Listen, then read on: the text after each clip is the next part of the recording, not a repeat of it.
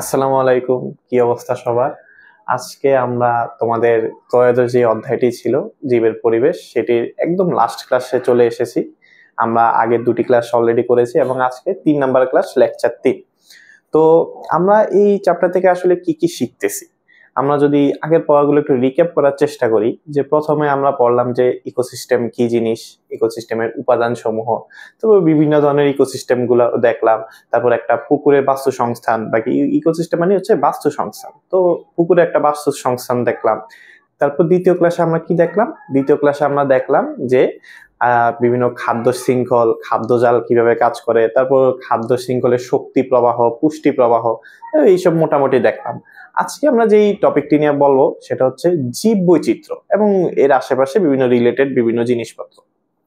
জীব বৈচিত্র্য, জীব বৈচিত্র্যের মধ্যে আমরা সর্বপ্রথম আমরা প্রথমেই যদি জানি যে পৃথিবীতে কি কি আছে, আমরা চারপাশে অনেক কিছুই দেখতে পাই।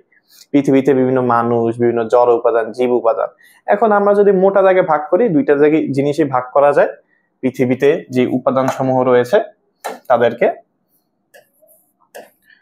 উপাদান মোটা দাগে যদি আমরা ভাগ করি, তাহলে আমরা পাবো জড় এবং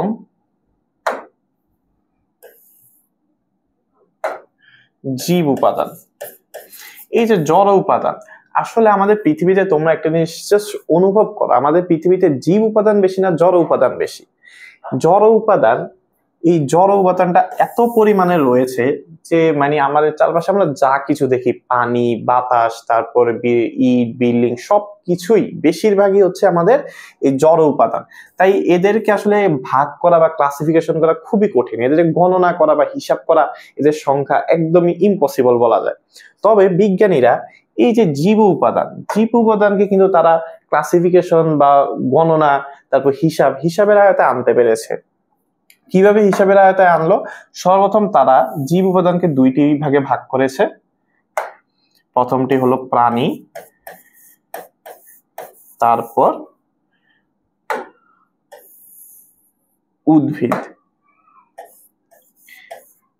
উদ্ভিদ এবং প্রাণী, এই দুই ভাগে ভাগ করেছে। এখন আমাদের পৃথিবীতে প্রাণী এবং উদ্ভিদ প্রায় মোটামুটি সমান, তবে তাদের প্রজাতি রয়েছে। প্রজাতি কি জিনিস আসার আগে আমি বলে নেই যে পৃথিবীতে এই প্রাণীর সংখ্যা হচ্ছে প্রায় 13 লক্ষ।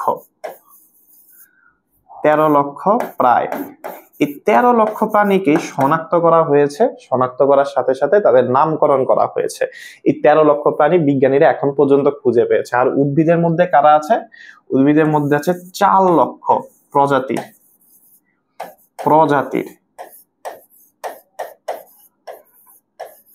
এটাও প্রজাতির প্রাণী, আর ওটা 4 লক্ষ প্রজাতির উদ্ভিদ। এই যে প্রায় 13 লক্ষ প্রজাতি, 4 লক্ষ প্রজাতির উদ্ভিদ, এদের মধ্যে এত পরিমাণ মধ্যে তাদের মধ্যে অনেক ধরনের বিভিন্নতা দেখা যায়। বিভিন্নতা, এদের কেউ একটা প্রজাতি আরেকটা প্রজাতি থেকে সম্পূর্ণ ভিন্ন। তাদের বৈশিষ্ট্য, তারপর দৈহিক গঠন, তারপর খাদ্যাভ্যাস, তারপর তাদের মানে সবকিছুই প্রায় ভিন্ন। এই ভিন্ন হওয়ার কারণগুলো কি? বিজ্ঞানীরা এইসব নিয়ে গবেষণা করতে করতে এক সময় একটা টার্ম আসে, বায়োডাইভার্সিটি। কি বললাম? একটা টার্ম যাকে বলা হয় বায়োডাইভার্সিটি। এই বায়োডাইভার্সিটিকেই বলা হয় জীববৈচিত্র্য। আর জীববৈচিত্র্য কিসের ভিত্তিতে করা হয়? প্রজাতি। আমরা যে ট্যাক্সোনমিক ইয়াগুলো দেখেছিলাম, যে শ্রেণীবিন্যাসের ধাপগুলো, সর্বশেষ ধাপ ছিল প্রজাতি। প্রজাতির ভিত্তিতেই মূলত জীববৈচিত্র্যটা করা হয়েছে। প্রজাতি কি জিনিস আমরা প্রজাতিটাকে দেখে নিই, এরপরে আমরা একদম জীববৈচিত্র্য সম্পর্কে জানবো। প্রজাতি কি জিনিস? প্রজাতি হলো এমন এক ধরনের জীব গোষ্ঠী যাদের মানে বিভিন্ন ফিজিওলজিক্যাল অর্থাৎ দৈহিক এবং মানসিক দিকগুলো একই ধরনের এবং তারা নিজেদের মধ্যে প্রজননের, এটা বারবার ভুল হইতেছে, প্রজননের মাধ্যমে উর্বর সন্তান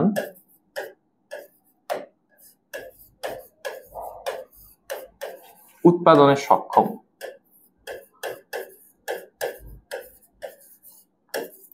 তাদেরকেই বলা হয় প্রজাতি।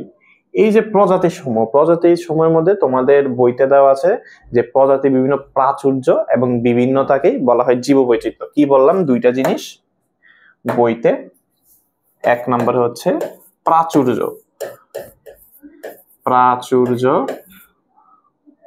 দুই নম্বরে রয়েছে বিভিন্নতা। বইয়ে যে সংজ্ঞাটা আছে সেখানে।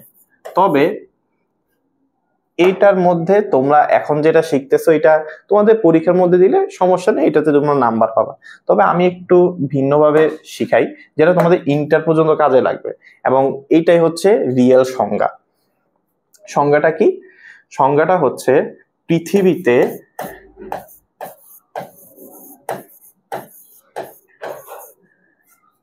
সকল জলচর, স্থলচর এবং উভচর। কি বললাম? জলচর, স্থলচর এবং উভচর প্রাণীদের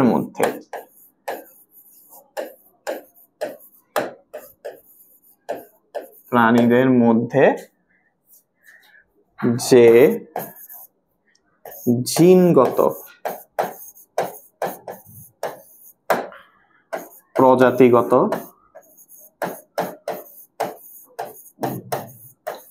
ও বাস্তু সংস্থানগত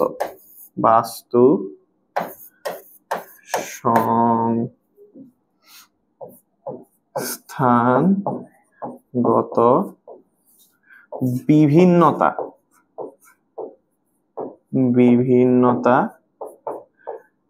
দেখা যায়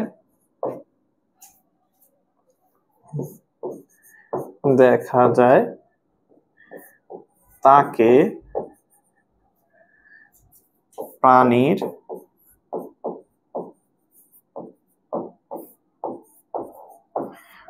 বিভিন্নতা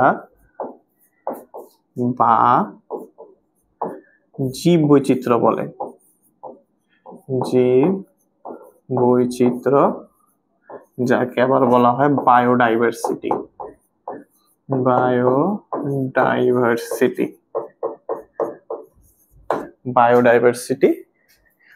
বলে। অর্থাৎ এই একটা সংজ্ঞা দিয়ে তোমরা কিন্তু অনেক কিছু মনে রাখতে পারো। সর্বপ্রথম, পৃথিবীতে যত প্রাণী রয়েছে তাদেরকে কয় ভাগে ভাগ করা যায়? 3 ভাগে। জলচর, 3 ভাগে ভাগ করা যায়। কি কি? জলচর, স্থলচর এবং উভচর। এই 3 ভাগে ভাগ করা যায়। তারা যেখানে বসবাস করে তাদের মধ্যে যে বৈচিত্র্য, বিভিন্নতা দেখা যায়। কি কি বিভিন্নতা দেখা যায়? তোমরা এখান থেকে ডিরেক্ট প্রকারভেদও পড়ে নিতে পারবা। প্রকারভেদ গুলো কি কি? জিনগত, প্রজাতিগত এবং বাস্তু সংস্থানগত 3 ধরনের পার্থক্য দেখা যায়। এই পার্থক্যের উপর ভিত্তি করে কি করা হয়েছে? তাকে প্রাণীর বিভিন্নতা বা জীববৈচিত্র্য বলে। তাকে প্রাণীর না বলে আসলে জীবের বলা উচিত। এখানে একটা জিনিস তোমরা প্রাণীর না দিয়ে, যেহেতু আমরা জীববৈচিত্র্য পড়তেছি, দিবা জীবের। আর আরেক জায়গায় মনে প্রাণী দিয়েছিলাম, উভচর, জীবদের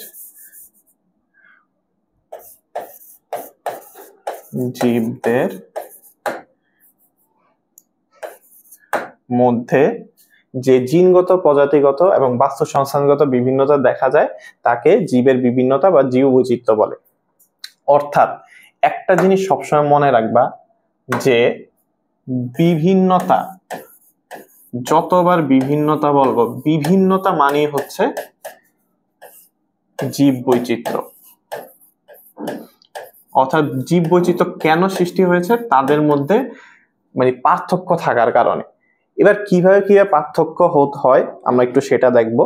অর্থাৎ আমরা ক্লাসিফিকেশন দেখব বা প্রকারভেদ দেখব। তো সংজ্ঞাটা যেটা বলেছিলাম তার মধ্যে ছিল কি জিনগত, প্রজাতিগত এবং বাস্তু সংস্থানগত। তোমাদের বইয়ের মধ্যে জিনগত যেই জীব বৈচিত্র্যটা রয়েছে তার বদলে দেওয়া হয়েছে বংশগতীয় বৈচিত্র্য। বংশগতীয় বৈচিত্র্য বা জিনগত বা বৈচিত্র্য, জিনগত বৈচিত্র্যটাই আসলে বেশি প্রেফার করে মানুষ।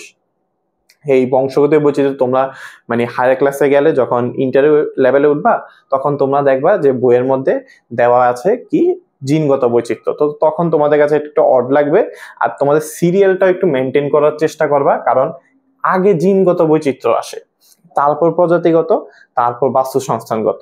তো তোমাদের বইতে আগে প্রজাতিগত দেওয়া, তারপরে বংশগতীয় দেওয়া, তবে আমরা একটু সিরিয়ালটা মেনটেন করে একটু চেঞ্জ করে সর্বপ্রথম জিনগত বা বংশগতীয় বৈচিত্র্যটা পড়ব। কি জিনগত, টাইটেলটা দিয়ে নেই।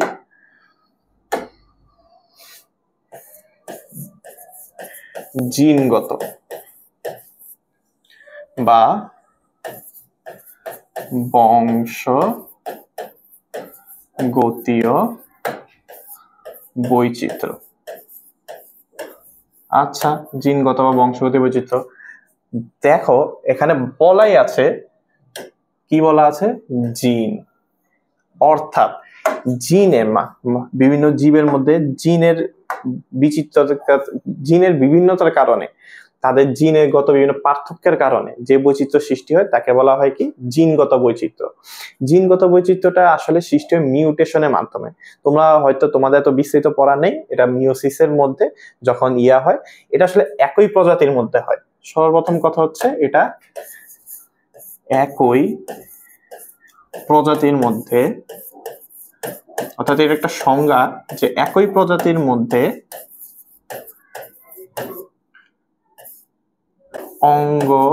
অঙ্গ না, দৈহিক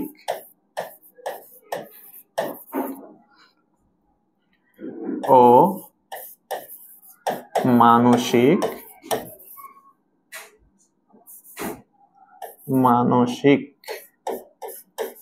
মানসিক বিভিন্নতাকে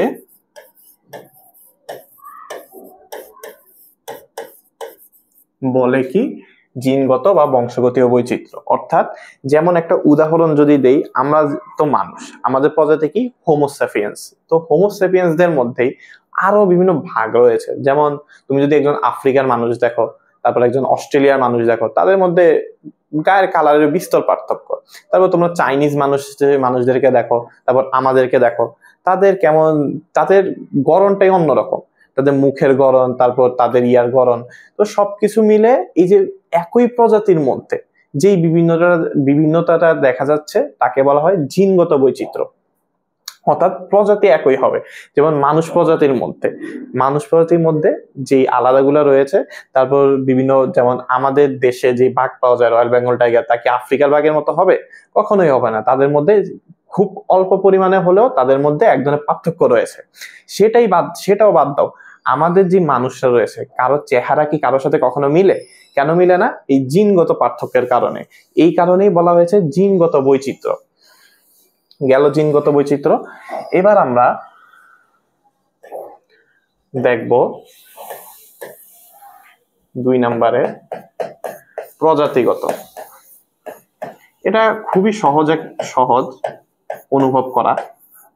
প্রজাতিগতর মধ্যে কিভাবে আছে প্রজাতিগত বৈচিত্র্য? এই যে আমাদের পৃথিবীতে কত ধরনের প্রাণী রয়েছে, যেমন মানুষ একটা প্রাণী, বাঘ একটা প্রাণী, হরিণ একটা প্রাণী, তারপরে পিঁপড়া, হাতি, এই প্রত্যেকটা কিন্তু সম্পূর্ণ একটা থেকে আলাদা, একটার সাথে কোনো মিল নেই। যেমন কোথায় হাতি আর কোথায় পিঁপড়া, তো সবকিছু যদি করো তাদের মধ্যে কোনো মিল নেই। এই যে তাদের মধ্যে একটা ভিন্নতা, এই ভিন্নতাকেই বলা হয় প্রজাতিগত বৈচিত্র্য। অর্থাৎ জিনগতকে বলা হয় জেনেটিক, আর এটাকে বলা হয় স্পেসিস।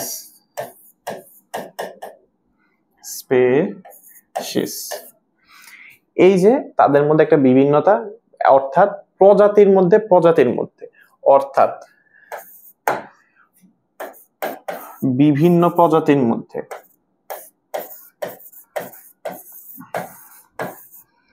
বিভিন্ন প্রজাতির মধ্যে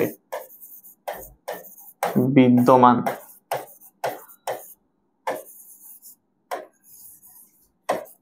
পার্থক্যের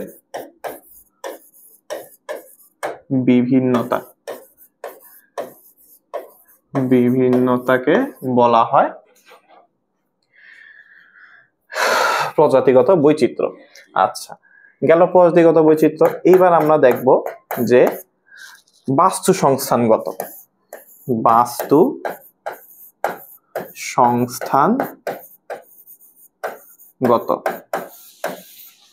এটাকে বলা হয় ইকোসিস্টেম। একদম প্রথমে আমরা পড়েছিলাম যে ইকোসিস্টেম।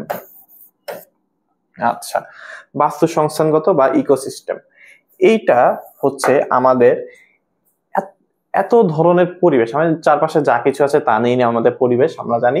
তবে এই যে পরিবেশগুলোর মধ্যে এক এক জায়গায় এক এক পরিবেশে একটা তফাৎ রয়েছে। কেমন তফাৎ? যেমন জলজ বাস্তুতন্ত্র কখনো স্থলজ বাস্তুতন্ত্রের মতো হবে না। তারপর জলজ বাস্তুতন্ত্রের ভিতরেও পুকুরে এক ধরনের বাস্তুতন্ত্র, নদীতে এক ধরনের বাস্তুতন্ত্র, সাগরে আরেক ধরনের বাস্তুতন্ত্র। তো তোমার পুকুরে যারা বসবাস করে তারা কি কখনো নদীতে বাঁচতে পারবে? তারা কি কখনো সাগরে বাঁচতে পারবে? না, তাদের আলাদা নিজস্ব এক ধরনের বৈশিষ্ট্য রয়েছে যা শুধুমাত্র ওই প্রাণীদের জন্যই মানে সীমিত। অর্থাৎ তাদের যে জৈবিক উপাদান, রাসায়নিক উপাদান, এইসব উপাদানের কারণে তাদের মধ্যে যেসব প্রাণীরা থাকে তারা ওইভাবে অভিযোজিত হয়, অর্থাৎ তাদের মধ্যে মিউটেশন ঘটে। মিউটেশনটা কিভাবে ঘটে? যেমন আমরা যদি দেখি, একটা উদাহরণ দিই, যেমন তোমরা অনেকে পোলার বিয়ার তো দেখে থাকবে, যেমন পোলার বিয়ার এবং ব্রাউন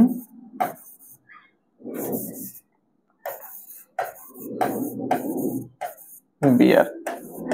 পোলার বিয়ার শুধু পাওয়া যায় কোথায়? ঠান্ডা অঞ্চলে, হয় একদম আর্কটিক অঞ্চলে, না হয় অ্যান্টার্কটিক অঞ্চলে। অর্থাৎ ঠান্ডা অঞ্চলে পাওয়া যাবে পোলার বিয়ার। আর ব্রাউন বিয়ার কোথায় পাওয়া যাবে? ব্রাউন বিয়ার পাওয়া যাবে বন জঙ্গলে। এখন তোমরা যদি পোলার বিয়ারকে নিয়ে বন জঙ্গলে ছেড়ে দাও, তারপর বন জঙ্গলে ব্রাউন বিয়ার নিয়ে যদি তোমরা মানে ঠান্ডা জায়গায় ছেড়ে দাও, তাহলে এরা বাঁচতে পারবে? কখনোই বাঁচতে পারবে না। একই রকম ভাবে যদি আমরা চিন্তা করি পেঙ্গুইন শুধুমাত্র থাকে শীতল অঞ্চলে, অর্থাৎ অ্যান্টার্কটিক বা আর্কটিক অঞ্চলে পেঙ্গুইন পাওয়া যায়। এখন যদি তুমি পেঙ্গুইন নিয়ে মরুভূমি বা বন জঙ্গলে ছেড়ে দাও, তাহলে কি কখনো পেঙ্গুইন বেঁচে থাকতে পারবে? কখনোই বেঁচে থাকতে পারবে না। তো এই রকম তোমাদের এক এক বাস্তুতন্ত্রে এক এক ধরনের মানে প্রাণী বসবাস করে। যেমন এই যে সাগরের কথা বললাম, সাগরের তোমরা শার্ক যেটাকে বলে হাঙর মাছ, হাঙর মাছ কি কখনো তোমার নদীতে আসবে? হাঙর মাছ কি কখনো পুকুরে আসবে? এটা সবসময় ইয়াতেই থাকবে, সাগরেই থাকবে। তারপর তুমি যদি রুই কাতলা নিয়ে সাগরে ছেড়ে দাও, ওই রুই কাতলা কি জীবনে সাগরে বাঁচতে পারবে? কখনোই বাঁচতে পারবে না। তারপর তাদের মধ্যে যদি একই প্রজাতির হয়, যেমন চিংড়ি মাছ, সাগরের চিংড়ি আর নদীর চিংড়ি, তাদের মধ্যে কত ধরনের ডিফারেন্স থাকে। এই জিনিসটাই বোঝানো হয়েছে যে আসলে বাস্তুতান্ত্রিক বৈচিত্র্যটা কিভাবে তৈরি হয়। বাস্তুতন্ত্রে অর্থাৎ ভিন্ন বাস্তুতন্ত্রে থাকা প্রাণীদের মধ্যে যে বিভিন্নতা দেখা যায়, অর্থাৎ ভিন্ন বাস্তুতন্ত্রে অবস্থানকারী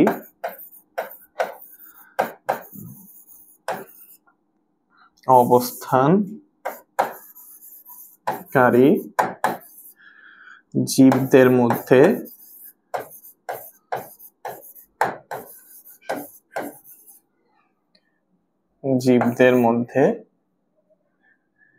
যে বিভিন্নতা তাকে বলা হয় কি? বাস্তুতান্ত্রিক বৈচিত্র্য। আচ্ছা, বাস্তুতান্ত্রিক জীব বৈচিত্র্য গেল। বাস্তুতান্ত্রিক তাহলে কি গেল? জিনগত, যেটা জিনের কারণে হয়। প্রজাতিগত, শুধু প্রজাতির মধ্যেই দেখা যায়। বাস্তু সংস্থানগত, এটা বাস্তু সংস্থানের বিভিন্নতার কারণে যেই বৈচিত্র্যের সৃষ্টি হয়। আচ্ছা, এখানে কি বলা হয়েছে? বাস্তুতন্ত্রের স্থিতিশীলতা রক্ষায় জীববৈচিত্র্যের প্রভাব।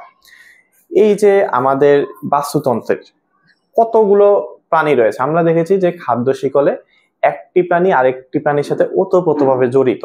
অর্থাৎ আমরা যদি একটা খাদ্য শৃঙ্খল মানে বিবেচনা করি, সর্বপ্রথম আমরা বলেছিলাম যে ঘাস আসবে, প্রডিউসার, তারপরে প্রথম স্তরের খাদক আসবে, ধরলাম ঘাস ফড়িং। ঘাস ফড়িং, ঘাস ফড়িংকে কে খাবে? ব্যাঙ।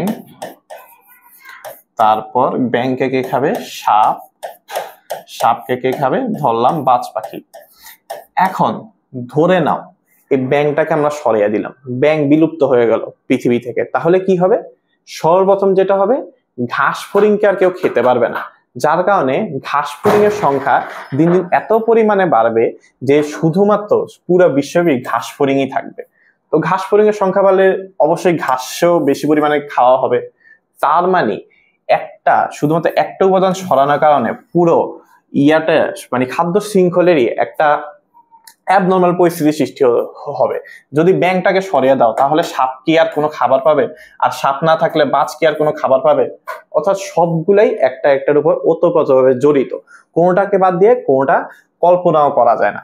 আমাদের পরিবেশে এমন এমন প্রাণী রয়েছে, আমরা মনে করি যে তারা অপ্রয়োজনীয় বা তাদের কোনো প্রয়োজন নেই, এমন অনেক প্রাণী রয়েছে।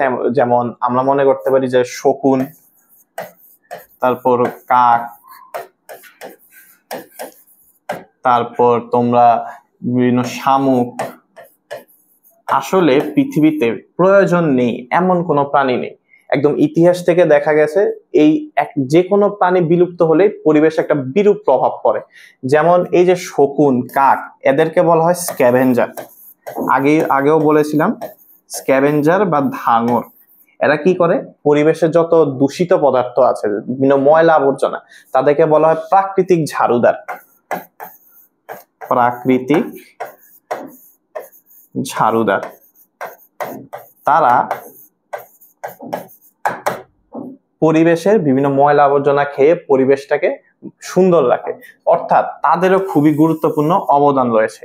এছাড়াও তোমরা যদি চিন্তা করো, বিভিন্ন ব্যাকটেরিয়া আমাদের জন্য যে ব্যাকটেরিয়া শুধুমাত্র অপকারী তাও না, এমন অনেক ব্যাকটেরিয়া আছে যা আমাদের দেহের জন্য খুবই উপকারী।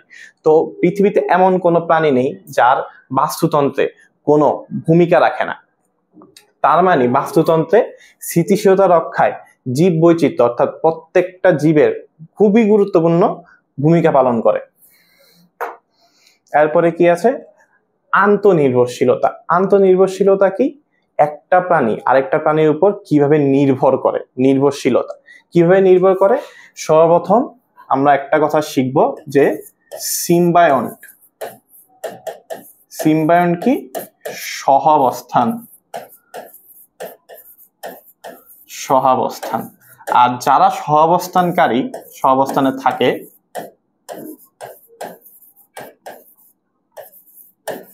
তাদেরকে বলা হয় সিম্বায়ন্ট।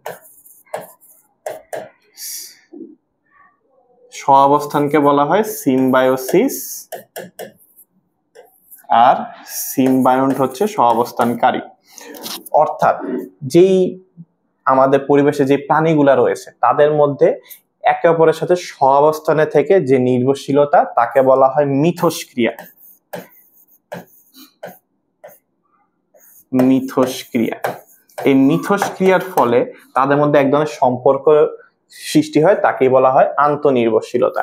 এখন আন্তঃনির্ভরশীলতার মধ্যে তোমাদের দুইটা জিনিস তোমাদের শিখতে হবে, একটা হচ্ছে পজিটিভ অন্তঃক্রিয়া আর এটা হচ্ছে নেগেটিভ অন্তঃক্রিয়া, অর্থাৎ ধনাত্মক এবং ঋণাত্মক। ধনাত্মক অন্তঃক্রিয়া কিভাবে কাজ করে?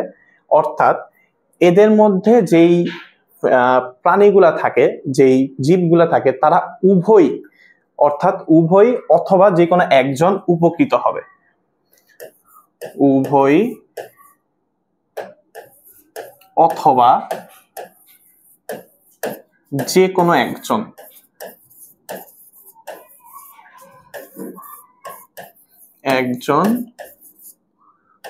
উপকৃত হবে। তবে কেউ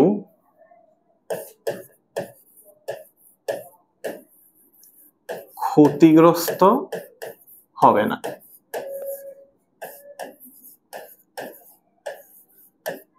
অর্থাৎ এখানে যে প্রাণীগুলো থাকবে তারা একে অপরের উপরে নির্ভরশীলতার মাধ্যমে উভয় অথবা যে কোনো একজন উপকৃত হবে, আরেকজন উপকৃত না হলেও ক্ষতিগ্রস্ত হবে না।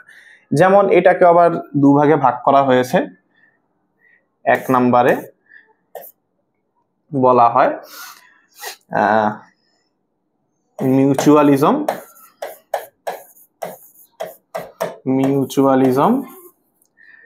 আর 2 নম্বরে বলা হয় কমেন্সেলিজম।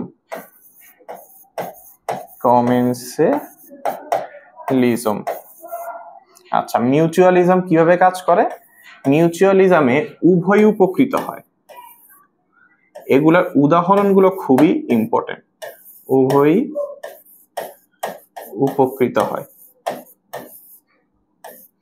এখন তোমাদের এমসিকিউর জন্য আমি উদাহরণগুলো বলবো, এমসিকিউর জন্য খুবই খুবই ইম্পর্টেন্ট। সর্বপ্রথম হচ্ছে এই যে বিভিন্ন কীট পতঙ্গ, বিভিন্ন পাখি, তারা সর্বপ্রথম পরাগায়নে সাহায্য করে উদ্ভিদে। তার সাথে সাথে পাখিরা নিজেরাও খাদ্য আহরণ করে, অর্থাৎ একদিক দিয়ে খাদ্যের মাধ্যমে পাখিরা উপকৃত হচ্ছে, আরেক দিক দিয়ে পরাগায়নের মাধ্যমে উদ্ভিদরা উপকৃত হচ্ছে, অর্থাৎ এভাবে উভয় উপকৃত হয়। এছাড়াও তোমাদের বইতে লাইকেন নামে একটা শব্দ রয়েছে, যেটা খুবই ইম্পর্টেন্ট। লাইকেন তোমাদের হায়ার স্টাডিতে লাইকেন নিয়ে অনেক কথা আছে, তবে এখানে যতটুকু জানতে হবে অতটুকু হচ্ছে লাইকেন মূলত শৈবাল প্লাস ছত্রাক, তাদের মিথজীবী আচরণের কারণে তারা একসাথে সহাবস্থান করে, অর্থাৎ ছত্রাকের গায়ে শৈবাল থাকে। শৈবাল তো সবুজ রঙের হয়, যার কারণে তারা সালোক সংশ্লেষণের মাধ্যমে খাদ্য তৈরি করে, যা একই সাথে শৈবাল এবং ছত্রাকে এনার্জি সাপ্লাই দেয়। আর ছত্রাক কি করে? ছত্রাক যেটা করে, ছত্রাক হচ্ছে বিভিন্ন জলীয় বাষ্প তারা গ্রহণ করে, জলীয় বাষ্পের মাধ্যমে বিভিন্ন খনিজ লবণ উভয়কে সাপ্লাই দেয়। অর্থাৎ শৈবালের কাজ কি? শৈবাল করে সালোক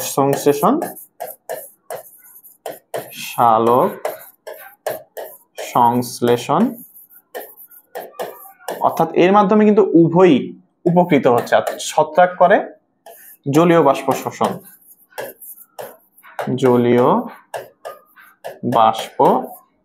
শোষণ,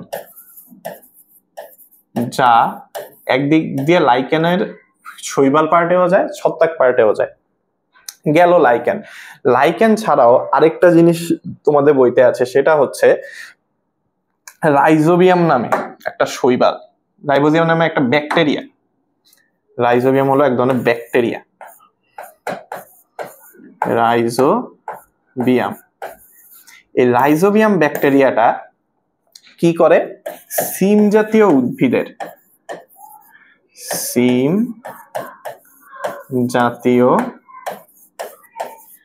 উদ্ভিদের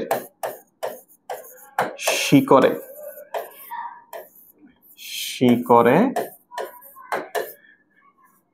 গুটির মতো নডিউল তৈরি করে।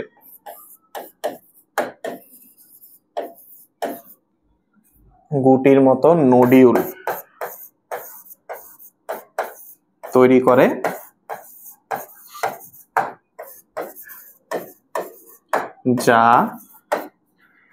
নাইট্রোজেন সংবন্ধনে, আমরা জানি নাইট্রোজেন ক্লোরোফিল তৈরির জন্য খুবই গুরুত্বপূর্ণ একটা উপাদান। নাইট্রোজেন ছাড়া কখনোই ক্লোরোফিল উৎপন্ন হবে না। তো সেই নাইট্রোজেন সংবন্ধনে উদ্ভিদে সাহায্য করে।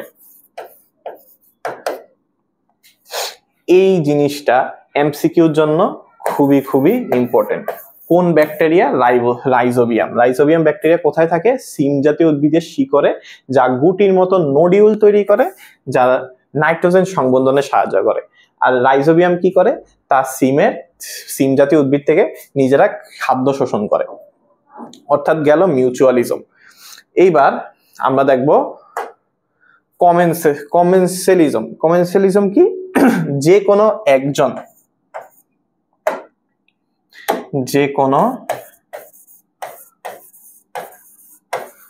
একজন উপকৃত হবে। উপকৃত হবে। এর একটা উদাহরণ তোমাদের বইতে দেওয়া আছে, সেটা হচ্ছে রোহিণী উদ্ভিদ। রোহিণী উদ্ভিদ কি করে? রোহিণী উদ্ভিদ এটা বিভিন্ন কাষ্ঠল উদ্ভিদের উপর জন্মায়, তাদের থেকে তারা খাদ্য শোষণ করে। শুধুমাত্র জন্মায় তাও না, রোহিণী উদ্ভিদ উদ্ভিদের উপরে জন্মায় না, এরা মাটিতেই জন্মায়, মূল মাটিতেই থাকে। তবে কাষ্ঠল উদ্ভিদ এরা বেয়ে বেয়ে উঠে একদম কাষ্ঠল উদ্ভিদে একদম চূড়া পর্যন্ত উঠে, তারপর সেখান থেকে সূর্যালোর মাধ্যমে তারা সালোক সংশ্লেষণ করে। অর্থাৎ রোহিণী উদ্ভিদ এই যে উপরে সূর্যালোর সংস্পর্শে যাওয়ার জন্য অন্য কাষ্ঠল উদ্ভিদের উপর নির্ভর করে, এটাই হচ্ছে কমেন্সেলিজমের উদাহরণ। রোহিণী উদ্ভিদ, এটা তোমাদের এমসিকিউর জন্য ইম্পর্টেন্ট, এমসিকিউতে এটা আসতে পারে। আচ্ছা, গেল লাইকেনো পড়ানো হলো। এইবার ঋণাত্মক অন্তক্রিয়া। ঋণাত্মক অন্তক্রিয়া কি? অর্থাৎ একজন বেশি পাবে, আরেকজন একদম পাবেই না, অর্থাৎ একজনের উপকার আরেকজনের ক্ষতি। একজন উপকৃত হবে,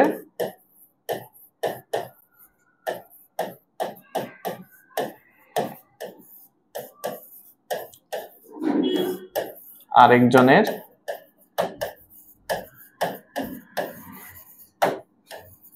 ক্ষতি হবে।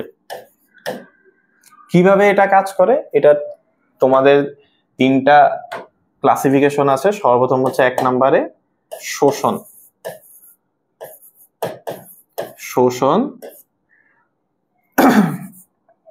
শোষণটা কিভাবে কাজ করে? এরা অন্যান্য প্রাণী থেকে, অন্যান্য উদ্ভিদ থেকে তারা খাদ্য শোষণ করে, যেমন ব্যাকটেরিয়া। তারপর আরেকটা তোমাদের বইতে দেওয়া আছে স্বর্ণলতা উদ্ভিদ।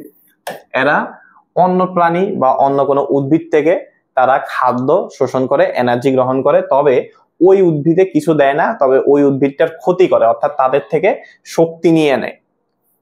গেল শোষণ। 2 নম্বরে তোমাদের রয়েছে প্রতিযোগিতা।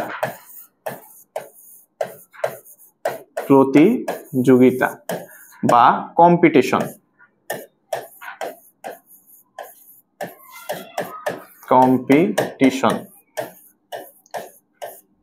এই যে আমাদের পৃথিবী গ্রহটার মধ্যে আমাদের বিভিন্ন খাদ্য, বাসস্থান, এগুলো কিন্তু সবই সীমিত। তো তাদের জন্য এই যে প্রাণীরা এইসব খাদ্য, বাসস্থান এসবের জন্য তাদের মধ্যে এক ধরনের জীবন সংগ্রাম শুরু হয়, প্রতিযোগিতা শুরু হয়।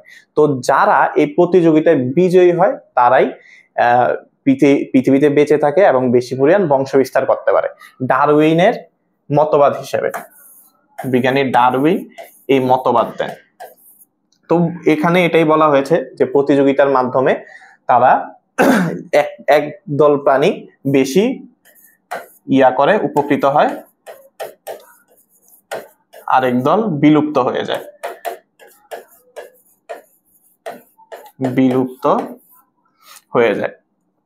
গেল প্রতিযোগিতা। 3 নম্বরে হচ্ছে অ্যান্টিবায়োসিস। এটাই হচ্ছে এখানে সবচেয়ে ইম্পর্টেন্ট, অ্যান্টিবায়োসিসটা জিনিসটা আসলে কি? অ্যান্টিবায়োসিস হচ্ছে যে সকল প্রাণী বিভিন্ন রাসায়নিক পদার্থ সংশ্লেষণ করে। রাসায়নিক পদার্থ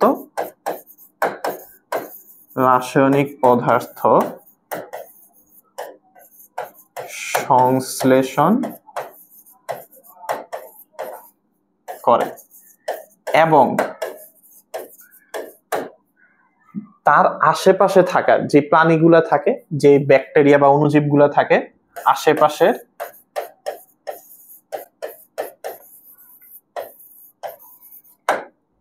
আশেপাশের প্রাণীদের বৃদ্ধি ও বিকাশ রহিত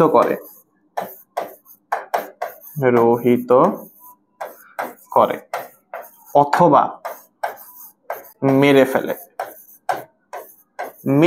কেন? কারণ তার যাতে কোনো প্রতিযোগী না থাকে।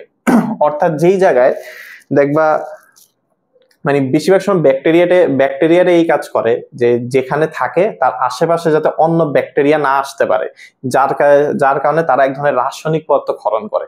এই রাসায়নিক পদার্থের কারণে আশেপাশে যে ব্যাকটেরিয়া গুলো আছে তারা মরে যায়। মরে গেলে কি হয়, মরে গেলে তার আর কোনো প্রতিযোগী থাকে না, যে তার মানে খাদ্যের জন্য তারপর বাসস্থানের জন্য তার আর কোনো সংগ্রাম করা লাগতেছে না, সে নিজে একলাই সেই জায়গায় মানে বলা যায় রাজার মতো থাকে, রাজার হালে থাকে। এই কারণেই তারা তাদের প্রতিযোগীদেরকে মেরে ফেলে। এখন এটার একটা উদাহরণ আছে, উদাহরণটাও ইম্পর্টেন্ট। উদাহরণটা হচ্ছে পেনিসিলিন। পেনিসিলিন এটা এক ধরনের ছত্রাক থেকে পাওয়া যায়, সেটা হচ্ছে পেনিসিলিন নটেটাম। তোমাদের এত কিছু লাগবে না, তোমাদের বইতে দেয় নেই। তবে এটা কে আবিষ্কার করে সেটা লাগবে। আবিষ্কার করে বিজ্ঞানী আলেকজান্ডার ফ্লেমিং। এই পেনিসিলিন আবিষ্কার ছিল একটা যুগান্তকারী আবিষ্কার, যা এই যে বিভিন্ন মানে কঠিন রোগ থেকে প্রতিরোধের জন্য এই পেনিসিলিনটা আবিষ্কার করে আলেকজান্ডার ফ্লেমিং। এটা খুবই ইম্পর্টেন্ট, এটা এমসিকিউতে আসার মতো। তো আমরা প্রায় একদম শেষ মুহূর্তে চলে এসেছি। ঋণাত্মক অন্তঃক্রিয়া, ধনাত্মক অন্তঃক্রিয়া শেষ, তারপর পজিটিভ নেগেটিভও শেষ। এই যে পজিটিভ নেগেটিভ এটাকে ভাগ করে একজন বিজ্ঞানী, এটা মনে রাখতে হবে, পজিটিভ নেগেটিভ অন্তঃক্রিয়া ধনাত্মক এটা ভাগ করেন বিজ্ঞানী অডাম, ODUM। বিজ্ঞানী অডাম ধনাত্মক অন্তঃক্রিয়া এবং ঋণাত্মক অন্তঃক্রিয়া ভাগ করেন এই অন্তঃক্রিয়াকে। আচ্ছা, তাহলে একদম শেষ টপিক আমরা পরিবেশ সংরক্ষণের গুরুত্ব এবং পদ্ধতি। এটা আমরা ছোটবেলা থেকে পড়ে আসতেছি যে পরিবেশ কিভাবে সংরক্ষণ করতে হবে, এটার গুরুত্ব কি, এটার পদ্ধতি কি, কেন আমরা সংরক্ষণ করব। আমরা এটার জন্য তোমাদেরকে একটা আমি ফর্মুলা বলে দেই যে সর্বপ্রথম পরিবেশ দূষণের কারণ।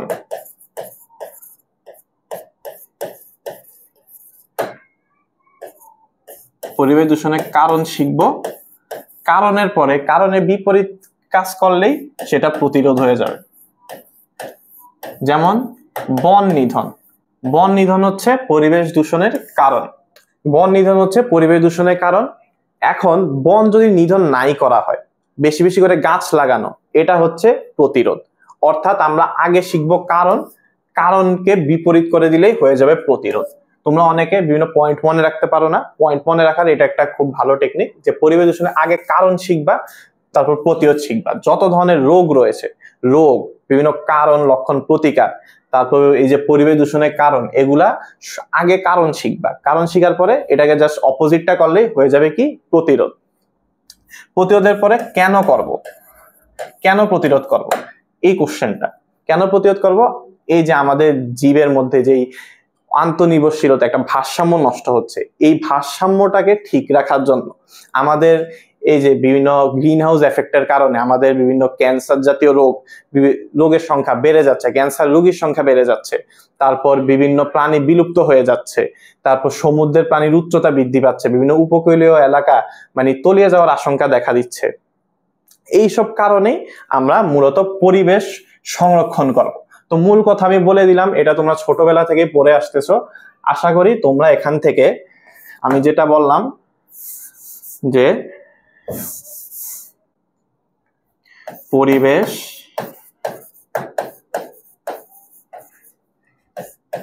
দূষণের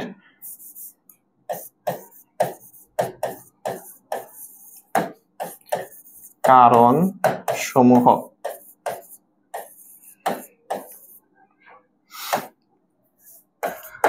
পরিবেশ দূষণের প্রতিকার,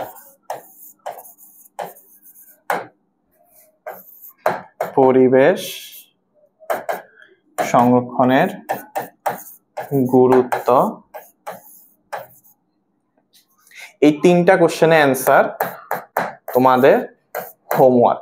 যেহেতু ছোটবেলা থেকে এটা করে আসছো, যার কারণে এটা তোমাদের হোমওয়ার্ক হিসেবে দিলাম। তো আমাদের এই চ্যাপ্টারটা আনুষ্ঠানিকভাবে শেষ। আমরা শিখলাম ইকোসিস্টেম কি, ইকোসিস্টেমের উপাদান, তারপর ইকোসিস্টেম কি কি ধরনের হতে পারে, পুকুরের বাস্তুসংস্থান, তারপর বিভিন্ন নদীর, সমুদ্রের, বিভিন্ন মরুভূমির বাস্তুসংস্থান, তারপর খাদ্য শিকল, খাদ্য শৃঙ্খল, শক্তি প্রবাহ, পুষ্টি প্রবাহ।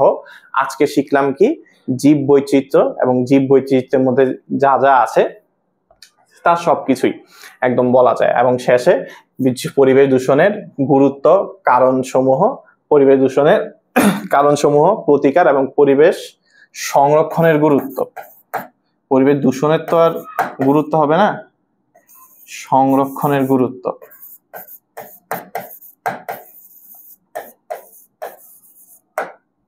তো আজকের জন্য এতটুকুই। ধন্যবাদ সকলকে এতক্ষণ সাথে থাকার জন্য। আসসালামু আলাইকুম।